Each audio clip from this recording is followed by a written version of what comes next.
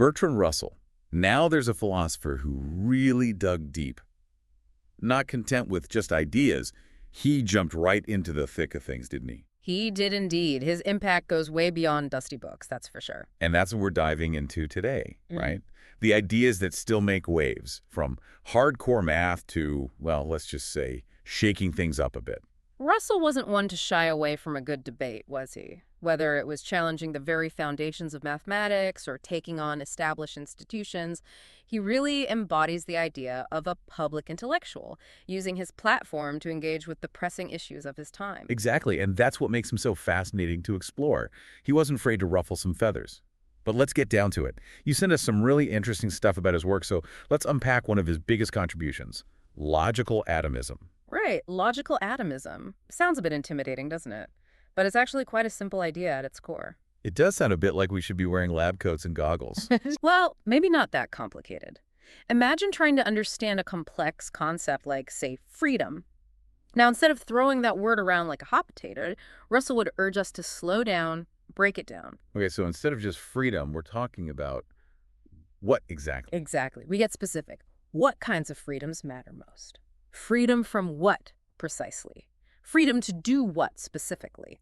By dissecting the word freedom into its core parts, we get a clearer picture, don't we? It's like, instead of this big, vague idea, we're getting down to the nuts and bolts of what it actually means. Precisely. And Russell believed that this kind of rigorous analysis of language could actually help us understand the true nature of reality itself.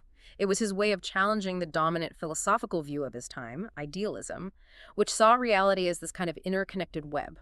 So he was trying to bring more precision to philosophy, almost like a scientist would. Absolutely. He argued for a more scientific, a more precise approach to philosophical inquiry. And this cleaning up process, this breaking things down, it helps us avoid all sorts of fuzzy thinking. For instance, think about how often we make sweeping generalizations, like, all politicians are. Oh, I've heard a few of those. Exactly. But with logical atomism, we're encouraged to be more precise. Which politicians? What specific actions are we judging?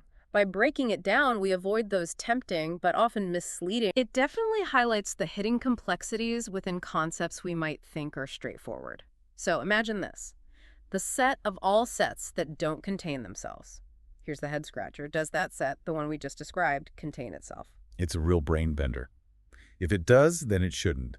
But if it doesn't, then it should, like a snake eating its own tail, endlessly. But this wasn't just some abstract mathematical puzzle, was it?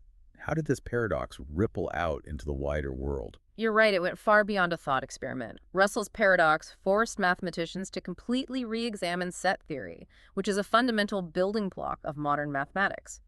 This seemingly abstract problem had very real consequences for how we understand logic and reason themselves. It really makes you realize how much we take for granted in math, huh? Yeah. But let's shift gears a bit to another big idea from Russell. Empiricism. He wasn't all about abstract thinking, was he? He really believed in connecting with the real world. Absolutely. He was a firm believer in grounding our knowledge and experience, observation, and the evidence of our senses. So not just sitting in a room, thinking thoughts, but actually getting out there. Precisely. Unlike some philosophers who thought pure reason was the ultimate path to truth, Russell championed the importance of rolling up your sleeves and engaging with the world around you. But he wasn't saying we should just blindly trust everything we see and hear, right? No, not at all. Russell was a huge proponent of the scientific method. He believed that while our senses give us the raw data, we need rigorous observation, we need experimentation, we need logical analysis to make sense of it all. So it's like taking those raw ingredients from our senses and then using a recipe of critical thinking to actually make something of them. A perfect analogy. Russell provides us with a toolkit to refine our observations, avoid common logical fallacies, and ultimately become sharper, more discerning thinkers. And this is where things get even more interesting, because Russell didn't keep these ideas locked away in some ivory tower.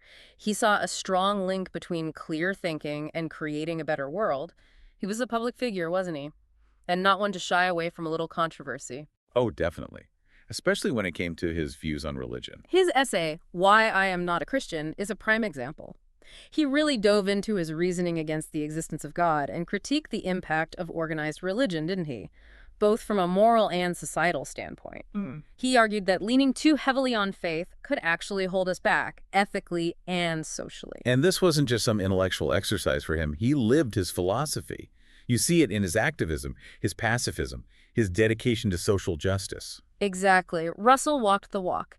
He believed in putting his ideas into practice, showing that philosophy could be a powerful tool for change. He truly championed a world where reason and evidence, not dogma, guided our actions. Speaking of questioning what we believe, I have to ask about one of Russell's most famous analogies, the one with the teapot. What's that all about? Ah, you mean the celestial teapot. It's a clever way to illustrate a really crucial point about the burden of proof. Okay, walk me through it. Imagine, just for a moment, that someone claims there's a teapot orbiting the sun. It's somewhere between Earth and Mars, but it's too small for any telescope to see. We can't disprove it, right? But does that mean we should just accept that there's a teapot in space? I see where you're going with this. Just because we can't definitively say something doesn't exist, doesn't mean we should believe it does. Exactly. Yeah. The burden of proof is on the person making the claim, not the other way around. This has huge implications, especially these days. You're right. Misinformation, conspiracy theories, it's everywhere. This idea of demanding evidence, not just accepting things at face value, it's more important now than ever. It's a call to be critical, to ask questions, to not just accept things blindly, especially with the constant flow of information we all deal with. It really gets you thinking about how we decide what to believe, doesn't it? And it makes you wonder, how would Russell, a man who lived long before the internet age, have reacted to something like artificial intelligence? Oh, that's a fascinating question. He'd probably be both excited and a bit wary, don't you think? I mean, on one hand, he was all about logic, reason, pushing the boundaries of what we can achieve.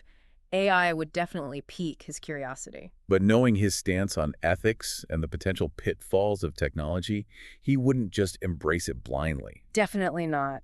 He'd likely want to make sure we're not just building the machine, but really understanding its implications, its potential consequences.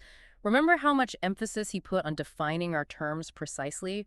That would be his starting point with AI, I imagine. So not just throwing around AI as a buzzword, but really digging into what it actually means. Exactly. Is it just about processing power, data crunching, or is there something more to genuine intelligence?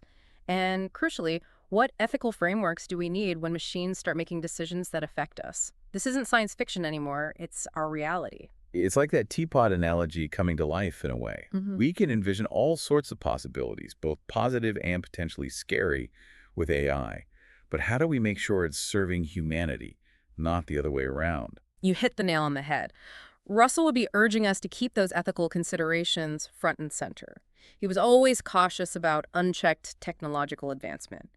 We have to make sure our ethical frameworks keep pace with our tools. It's about asking ourselves not just, can we, but should we? Precisely. Yeah. And that requires open discussion, critical thinking, and making sure those conversations aren't happening in a vacuum. It's not just for scientists and engineers. It concerns all of us. So as we wrap up our deep dive into Bertrand Russell's world, what's the one thing you really want our listeners to take away from this? What's the essence of his legacy? For me, it's the understanding that intelligence, real intellectual rigor, isn't just about accumulating information. It's about using that information thoughtfully, ethically, always with an eye on the bigger picture. Beautifully put. It's about thinking critically, asking tough questions, and never underestimating the power of clear, reasoned thought.